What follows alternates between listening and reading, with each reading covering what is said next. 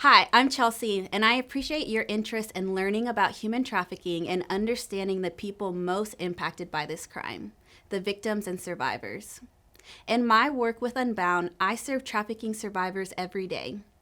At Unbound, in addition to our work preventing human trafficking and training our communities to respond, we provide 24/7 crisis response and relational case management services to victims and survivors. Over the years, we've seen firsthand that this crime impacts all types of people. We've served young children all the way up to survivors in their 50s. We have clients who are male, female, and transgender. Although most of our clients are U.S. citizens, we've served many survivors who are trafficked from other countries. Here's what's true of all survivors. They've faced unimaginable challenges and they've survived. Many victims are never identified because people simply don't know what to look for.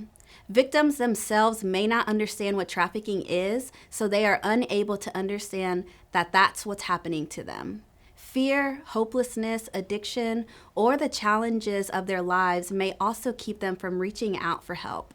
It's important that we know the signs to look for. Keep in mind that these signs don't necessarily mean it's human trafficking, and you may only see one or two in a trafficking victim. But when you find a constellation of these signs, or you have a gut instinct that something is wrong, it's important to take a closer look. In labor trafficking, you may notice that it seems someone is not free to come and go. Maybe they aren't in possession of their own money, ID, or documentation. They could work excessively long or unusual hours. Maybe they owe a large, unpayable, growing debt or were recruited through false promises. If you notice someone lacks access to basic needs or medical care, shows signs of violence or assault, or lacks knowledge of whereabouts, he or she could be a victim of labor trafficking. In sex trafficking, in addition to any of the signs of labor trafficking, you may notice someone is hiding bruises, scars, marks, or tattoos. Traffickers often brand their victims with tattoos as a sign of possession. Other red flags include frequent or unstable housing, involvement in the commercial sex industry, or being controlled or manipulated by another person. One survivor we've worked with in Central Texas was trafficked from the time she was 12 years old by a sophisticated trafficking ring. She still lived at home, went to church, and attended school. Because of the traffickers' threats that they'd hurt her sister if she didn't do what they say, she kept her head down, not showing any of these signs. She did well in school and tried to stay under the radar. She did try to tell an adult what was happening one time, but when they reacted negatively, this reinforced her fear, and she lived under the control of the traffickers for years. In most situations, however, there will be some key signs for child sex trafficking. Traffickers often make their victims work at night while still in school, or take them to other cities to work on the weekends. Look out for students who are skipping school, running away, or traveling a lot. Traffickers often isolate their victims from their friends and families and try to change them as much as possible to create a new identity. That makes it a lot harder for them to reach out for help. Look for people who start hanging out with a different group, start talking really differently about things like sex, partying, and drugs, or who start dressing differently. For example, if a student shows up to school with possessions you know they can't afford, or maybe a female student always has her nails and hair done, this could be a sign of grooming. If you see someone start dating or spending time with someone who is much older, that could be a sign. Or if someone is being controlled or manipulated by another person and isn't allowed to make their own choices or go where they want.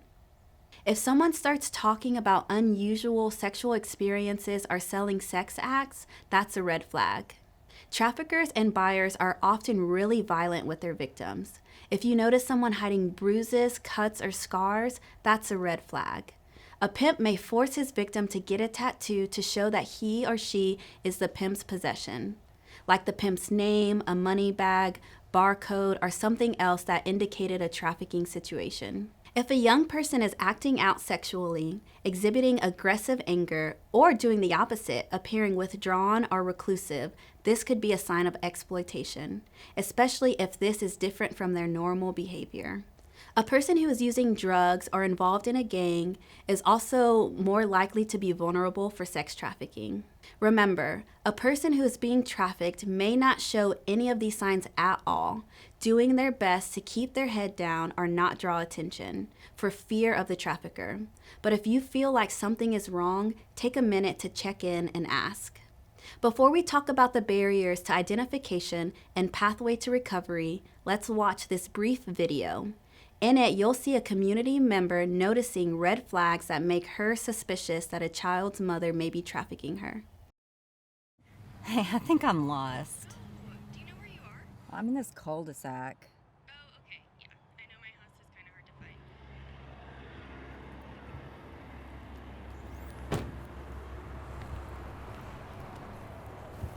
The main road and you take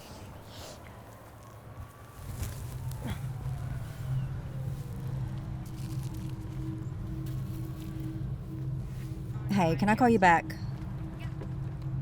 Kayla, in the house.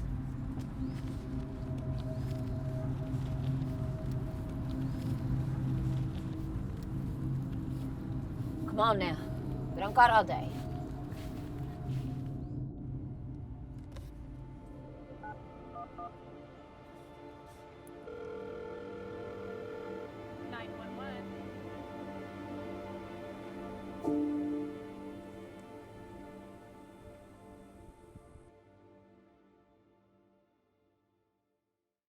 I'm so glad that community members are keeping their eyes open and taking action.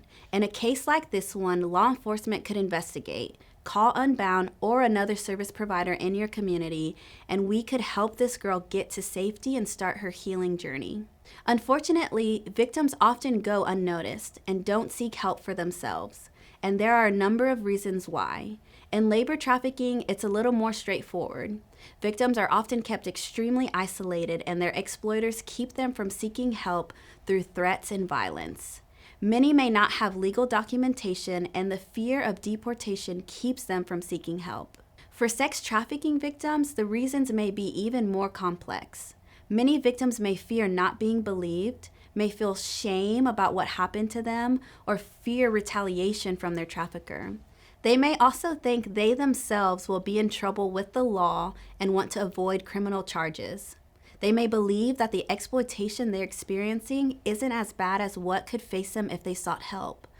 Or they may fear getting a family member in trouble. They may also be facing threats or blackmail from their trafficker. Because of the abuse and lifestyle that often comes with trafficking, they may be confused or disoriented, or have developed a substance dependency, which the trafficker will use to control the victim. The most complicated barrier to identification and recovery is what's called trauma bonding.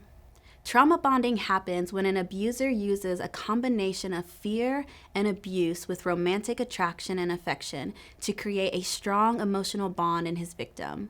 This is often seen in victims of domestic violence as well, and has a strong neurological impact on victims. It is not uncommon to hear in victims the sentiment, "I hate what he does to me, but I love him and cannot leave him."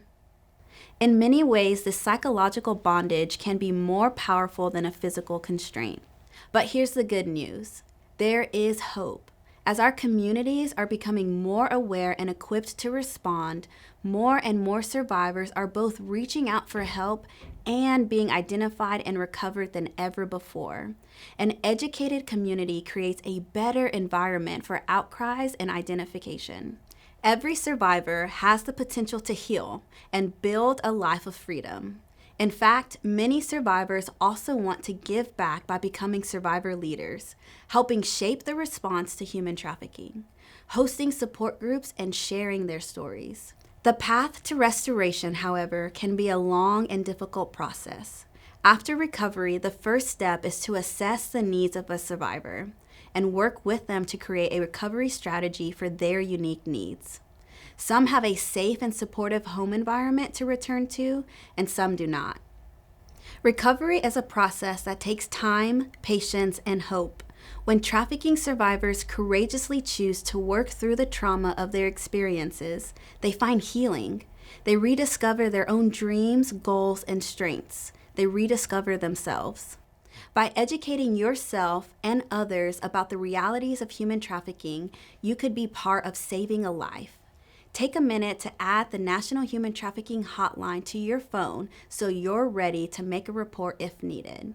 It's 1-888-373-7888, or you can text the word HELP to 233-733. Then head to unboundnow.org to learn how you can be involved and support the work of Unbound.